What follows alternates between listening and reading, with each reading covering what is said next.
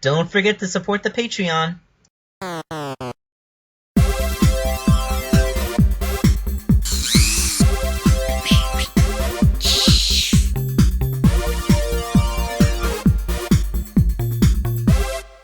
Hey there everyone, it is time for the final part of SATAMfanFF's commission.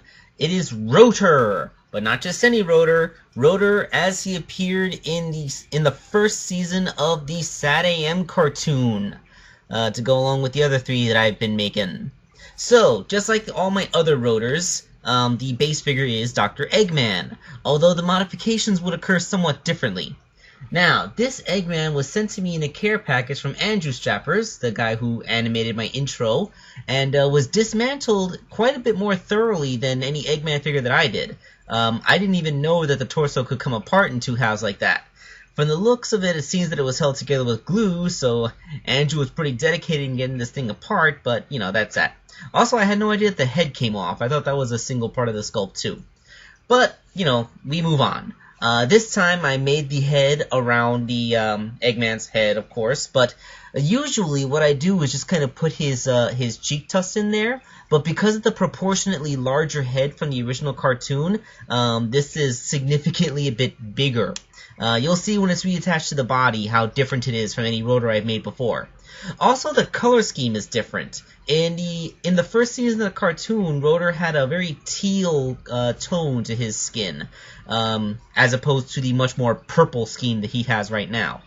As for the legs, again, because of the change of proportions, Rotor had much shorter legs in the original cartoon. In fact, they almost just look like feet coming out of his butt.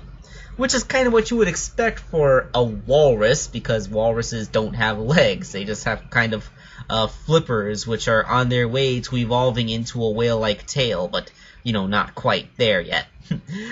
So yeah, there's no knee joint on this one, because the legs are so much shorter, and I really couldn't figure out how to salvage that much and preserve the articulation.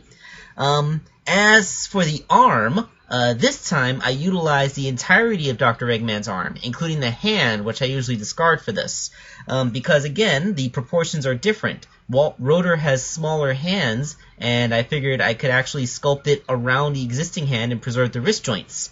Yeah, so this figure loses knees, but gains wrists. How about that? So now let's take a look at Rotor's body.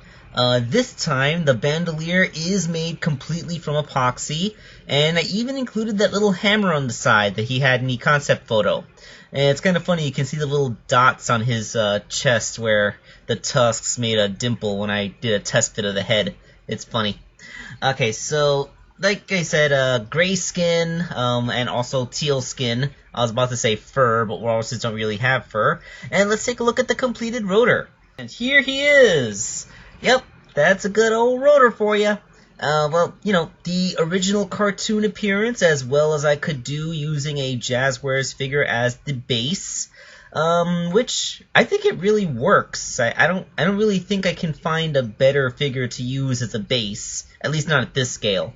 So, yeah, this has been Rotor T Walrus as, you know, the original cartoon appearance.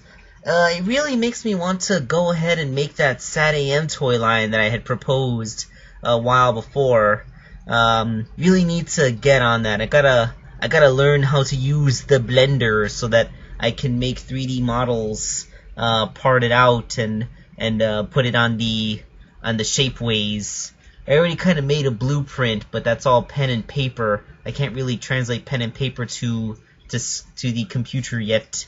I will learn. Hopefully that won't take too long to learn. Anyway, here is the complete set that I had made for him. All four of the original Freedom Fighters, matching their appearances from the original SATAM cartoon as best as I could manage. This has been Wake Angel 2001, and I hope you enjoyed this little series. And I hope I have successfully homaged the original Saturday morning cartoon from my childhood.